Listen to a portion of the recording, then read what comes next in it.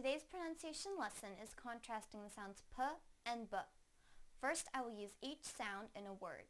Then, I will put the words into a sentence so that you can hear them, together with contextual clues. Please listen closely to the differences in the sounds. First, the p sound in the word pie, pie, pie. Now the b sound in the word buy, buy, buy. Now I will use them both in a sentence. Please buy a pie. Please buy a pie. Please buy a pie. Thank you for watching CartoonEnglish.tv's pronunciation lesson. Come visit our website for free lessons, games, and chat. Bye!